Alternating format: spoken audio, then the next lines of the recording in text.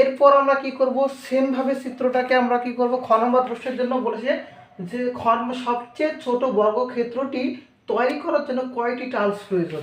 আচ্ছা, এখন এই যে আমাদের একটা বর্গক্ষেত্র হলো, এখন এইখানে আমরা টাইলস কয়টা, দেখো তো এখানে ঘর কয়টা ছিল, এইখানে ছিল একটা, তাহলে টাইলস এখানে একটি, এখান থেকে এটা ছিল, দেখো এখানে এখানে টাইলস লাগবে একটি, এখান থেকে এই ঘরে টাইলস লাগবে আরেকটি, দুইটি হলো, এখানে টাইলস লাগবে আরেকটি বেশি তিনটি, এখানে আরেকটি বেশি চারটি, তাহলে এখানে লাগবে আরেকটি পাঁচটি, এবং এখানে লাগবে একটি। তাহলে কয়টি টাইলস প্রয়োজন আমাদের?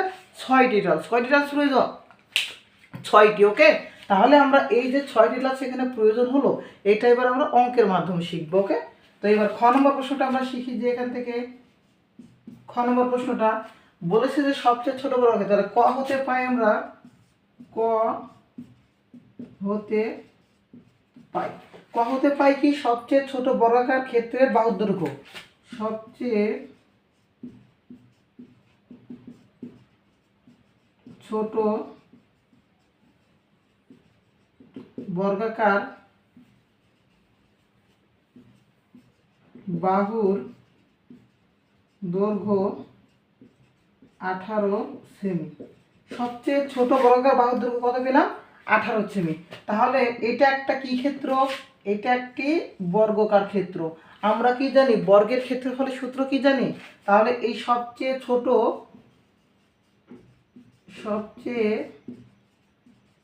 ছোট বর্গাকার ক্ষেত্রের ক্ষেত্রফল কি হবে? আমরা জানি যে বর্গাকার ক্ষেত্র যদি বলে, তার ক্ষেত্রফল কি, দৈর্ঘ্য গুণ দৈর্ঘ্য অথবা বাহু গুণ বাহু। কি বললাম? দৈর্ঘ্য গুণ দৈর্ঘ্য অথবা বাহু গুণ বাহু। তাহলে দৈর্ঘ্য আমরা কত পেয়েছি? 18। কত পেয়েছি? 18। তাহলে এটা কি হবে? এখানে দৈর্ঘ্য 18 গুণিত 18, আর এককটা কি হবে? বর্গ সেমি।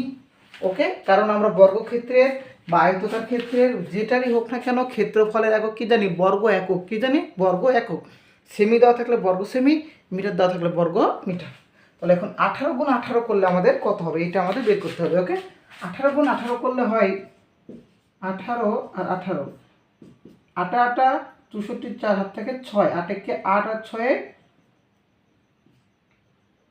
14। ওকে, সেম ভাবে আবার 8 একে 8, 1 একে 1, 4 8 4 12, 2 হাত থেকে 1, 2 আর 1 3, তাহলে হলো কত? 324 বর্গ সেমি।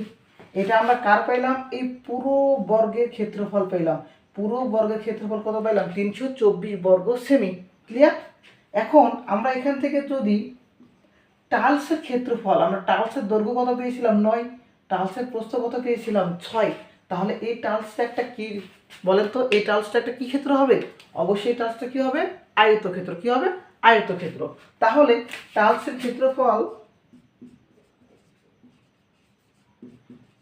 টাইলসের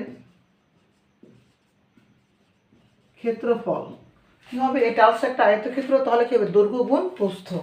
দৈর্ঘ্য গুণ প্রস্থ। দৈর্ঘ্য কত? 9, প্রস্থ কত? 6, একক কি হবে? বর্গ সেমি।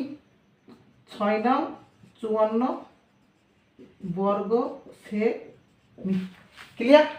টাইলসের ক্ষেত্রফল পেয়ে গেলাম, পুরো ক্ষেত্রের ক্ষেত্রফল পেয়ে গেলাম। এই যে, তাহলে এখন এই যে মেঝেতে যে ছোট বর্গাকার ক্ষেত্রটা তৈরি হয়, সেই ছোট বর্গাকার ক্ষেত্র থেকে আমরা যদি টাইলসের ক্ষেত্রফল ভাগ করি, তাহলে আমরা কি পাবো? টাইলসের সংখ্যা পাবো। তাহলে কয়টি টাইলস প্রয়োজন? তাহলে এখান থেকে আমরা কি করব? টাইলসের সংখ্যা বের করব। ওকে, তাহলে এখানে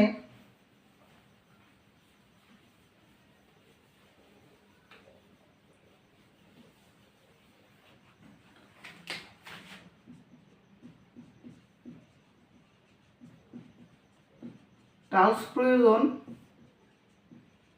এই যে বর্গের ক্ষেত্রফল থেকে আমরা টাইলসের ক্ষেত্রফল কি করব? ভাগ করব।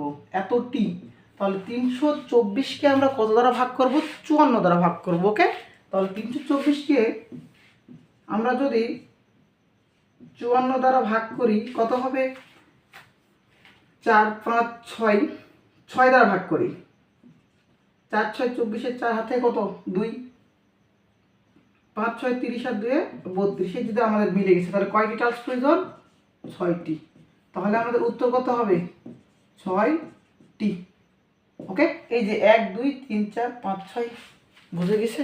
চিত্রের মাধ্যমে আগে প্রশ্নটাকে ভালোভাবে রিয়ালাইজ করে বুঝতে হবে, তারপরে ব্যাখ্যামূলক এইভাবে আমরা